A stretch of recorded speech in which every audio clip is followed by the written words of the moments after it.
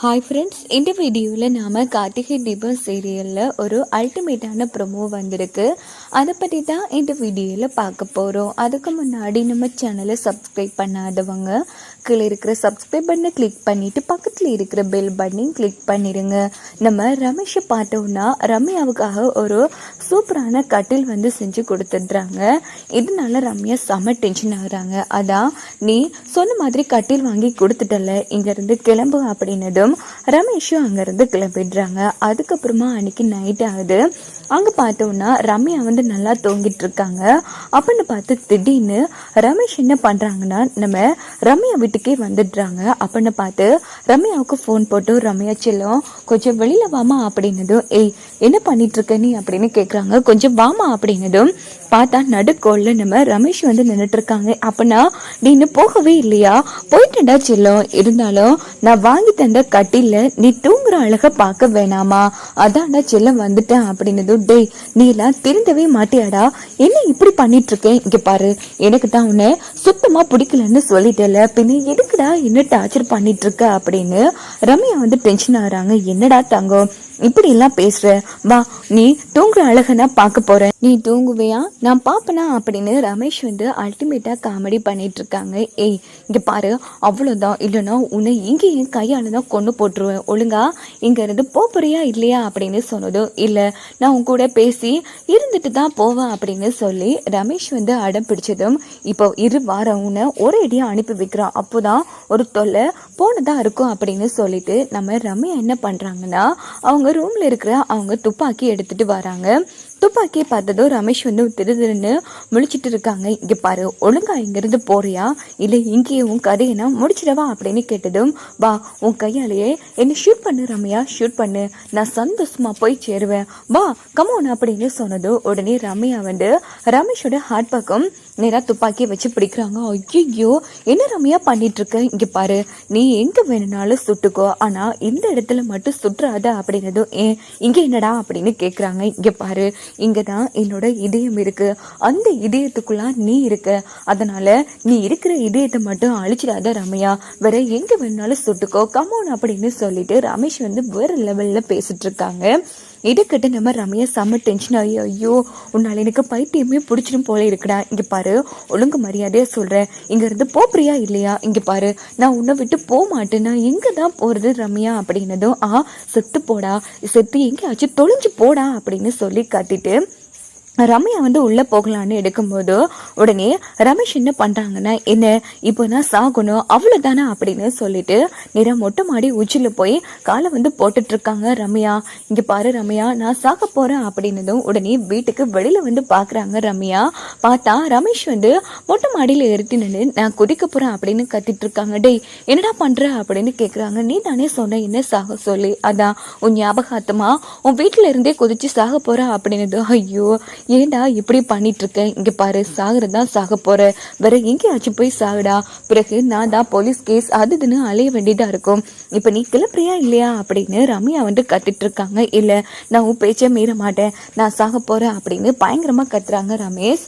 இந்த பக்கம் ரம்யா வந்து அப்பா என் அப்பாவுக்கு விஷயம் தெரிஞ்சா பிரச்சனை ஆயிடும், தயவு பண்ணி கீழே இறங்கிட்டு வாரியா அப்படின்னதும் ரமேஷ் கீழே வந்துடுறாங்க. சொல்லு ரம்யா இங்க பாரு உனக்கு என்னடா வேணும், உன்னை பார்க்கணும், உன் கூட பேசணும், நான் வாங்கி தந்த கட்டில நீ தூங்குற அழக பார்க்கணும், இதானே ரம்யா கேட்டேன், நான் என்னவோ வேற எது கேட்ட மாதிரி பேசிட்டு இருக்கேன், இங்க பாரு எதுவா இருந்தாலும் நம்ம காலையில பாத்துக்கலாம், இப்போ என் தூக்கத்தை நீ கெடுத்துட்டு இருக்க, தயவு பண்ணி இங்க இருந்து கிளம்புடா அப்படின்னு ரம்யா வந்து கெஞ்சி கேக்குறாங்க. சரி சரி ராமி குட்டி நீ போய் தூங்குவியா நான் போவேனா அப்படின்னு சொல்லிட்டு ரமேஷ் அங்கிருந்து போனதும் ஐயோ என்ன இவன் இவ்வளவு பெரிய தலை இடியா இருக்கான், சரியான டார்ச்சரா இருப்பான் போல இருக்கே, ஏற்கனவே நம்ம வாழ்க்கையில 1000 பிரச்சனை, இதுல இவன் ஒரு பிரச்சனையா இருக்கான், ஃபர்ஸ்ட் இந்த தீபா கார்த்தி கல்யாணம் முடிச்சுக்கிறதுக்கு முன்னாடியே இவனோட கதைக்கு நாம ஒரு முடிவு கட்டணுங்கிற மாதிரி ரம்யா அந்த இடத்துல யோசிக்கிறாங்க.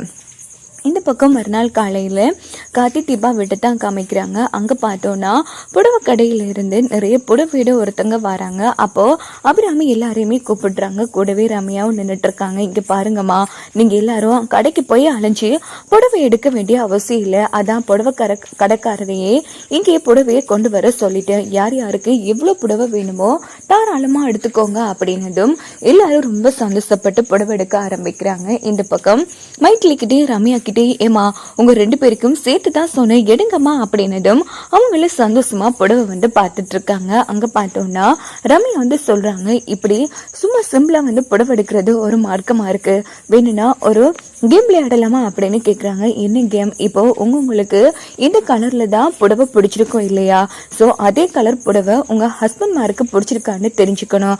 அப்படி மட்டும் நீங்க வீடியோ கால் போட்டு இந்த புடவை இல்லை நீங்களே ஒரு புடவையை அதுவும் எனக்கு பிடிச்ச கலரில் செலக்ட் பண்ணுங்கன்னு சொல்லுங்க. அவங்க சரியா உங்களுக்கு பிடிச்ச கலர்லேயே வந்து புடவையை செலக்ட் பண்ணாங்கன்னா உங்கள் 2 பேருக்கும் இடையிலேயும் வந்து ஒரு அண்டர்ஸ்டாண்டிங் இருக்குன்னு அர்த்தம் அப்படின்னதும் அதுக்குன்னு கண்டிப்பாக என் புருஷன் சரியா சொல்லிடுவாருங்கிற மாதிரி ஐஸ்வர்யா சொல்கிறாங்க. ஓஹோ, அதையும் பார்க்கலாம். சரி, ஃபர்ஸ்ட் மீனாட்சி அக்கா நீங்கள் வீடியோ கால் பண்ணுங்க அப்படின்னதும் மீனாட்சி வந்து ஆனந்துக்கு வீடியோ கால் போட்டு, இங்கே நாங்கள் எல்லாரும் புடவை பார்த்துட்டு இருக்கோம், இதில் எந்த புடவை எனக்கு பிடிச்சிருக்கு அதுல எது நல்லா இருக்கும்னு செலக்ட் பண்ணி கொடுங்க அப்படின்னதும் ஆனந்த் வந்து ஒரு yellow கலர் புடவையை சொல்லியதும் எல்லாரும் விழுந்து சிரிக்கிறாங்க. ஏன்னா மீனாட்சி ஆரம்பத்துல சொல்லியிருப்பாங்க தனக்கு வந்து ஒரு கிரீன் கலர் புடவை தான் பிடிக்கும்னு. அதுக்கப்புறமா நம்ம ஐஸ்வர்யா எடுக்கிறாங்க. அருணும் வந்து ரோங்கா சொல்லிடுறாங்க. இந்த பக்கம் தீபாவும் ஃபோன் பண்றாங்க. கார்த்திக்கும் ரோங்கா சொன்னதும் தீபா ரொம்ப வருத்தப்படுறாங்க. ஏன்னா கார்த்தி சரியா சொல்லுவாங்கன்னு தான் தீபா எதிர்பார்த்திருப்பாங்க. நம்ம கார்த்தி வந்து ரோங்கா சொன்னதால தீபாவும் டல் ஆயிடுறாங்க. இது பார்த்தா ரம்யா செம்ம ஹாப்பி ஆகுறாங்க. எப்படியோ அந்த கார்த்திக்கும் தீபாவுக்கும் எந்த ஒரு புரிதலும் இல்லைன்னு. இந்த பக்கம் தீபா மாடியில இருந்து ரொம்ப ஃபீல் பண்ணிட்டு இருக்காங்க. அப்படின்னு கார்த்தி நம்ம தீபாவுக்கு ஒரு புடவையோட வராங்க. இந்தாங்க, என்ன எங்க யோசிச்சுட்டு இருக்கீங்க அப்படின்னதும் தீபா மூஞ்சி தூக்கி வச்சுக்கிறாங்க. என்ன ஆச்சுங்க, ஏன் இப்படி இருக்கீங்க, இந்தாங்க முதல்ல இதை பிரிச்சு பாருங்க அப்படின்னதும் தீபாவும் பிரிச்சு பாக்குறாங்க. பார்த்தா புடவையை பார்த்தது தீபாவுக்கு சந்தோஷம் தாங்க முடியல. ஏன்னா அதுல இருக்கிற புடவை நம்ம தீபாவோட ஃபேவரட் கலர். ஸோ இது பார்த்ததும் என்னங்க இது எனக்கு பிடிச்ச புடவையா இருக்கு, அப்போ எதுக்குங்க வீடியோ கால் பேசும்போது ரோங்கா கலர் சொன்னீங்க அப்படின்னதும் இங்க பாருங்க, என் ஒய்ஃபுக்கு நானே வாங்கி கொடுக்குறது தானே சரி, அதான் சர்ப்ரைஸா இருக்கட்டும்னு நான் வாங்குறதுக்காக தான் உங்களை வாங்க விடாம பண்றதுக்கு இப்படி பண்ண அப்படின்னதும் தீபா ரொம்ப சந்தோஷப்பட்டு கார்த்தியை வந்து ஹக் பண்ணி பிடிக்கிறாங்க. எங்க கல்யாணம் வரைக்கும் நம்ம 2 பேரும் டிஸ்டன்ஸ் மெயின்டைன் பண்ணணும் அப்படின்னதும் சாரிங்க, ரொம்ப தேங்க்ஸுங்க, எங்க மற்றவங்கள போல நீங்களும் என்ன புரியாம விட்டுட்டீங்களோன்னு நான் பாய்ந்துட்டேன். அப்படின்னா உங்களுக்கு மேல லவ்ஸ் இருக்குன்னு தானே அர்த்தம். நம்ம 2 பேருக்குள்ளேயும் நல்லா அண்டர்ஸ்டாண்டிங் இருக்கு. அப்போ உங்க லவ்ஸ சொல்லுங்க அப்படின்னது. ஏங்க எப்ப பார்த்தாலும் அந்த லவ் பத்தியே கேட்டுட்டு இருக்கீங்களே, அதெல்லாம் கிடையாது, வேற ஏதாவது பாருங்க, நல்லா பெட்டரா ஐடியா பண்ணுங்க அப்படின்னுட்டு கார்த்தி எங்கிருந்து போனது. அவரு மனசுல இருக்கிறத சொல்லவே மாட்டேங்கிறாரு அப்படின்னு தீபா வந்து டென்ஷன் ஆகுறாங்க. அதுக்கப்புறமா தீபா அவங்க புடவை எடுத்துட்டு கீழே வந்து எல்லாருக்கிட்டையுமே காமிக்கிறாங்க. அத்தை அவர் எனக்கு புடவை எடுத்து தந்தாரத்த பாருங்க அப்படின்னதும் அது நல்ல விஷயம்தாமா, ஆனா உனக்கு பிடிச்ச புடவையே சொல்லலையா? ஐயோ அத்தை, எனக்கு பிடிச்ச கலரே இதுதானே, அவர் கையாலே வாங்கி கொடுக்கணுங்கிறதுக்காக தான் என்கிட்ட போய் சொல்லியிருக்காரு, நல்லா இருக்கா அப்படின்னது. தீபா உன் ஹஸ்பண்ட் கிரேட் தான் அப்படின்னு எல்லாரும் செம்ம ஹாப்பி ஆகுறாங்க.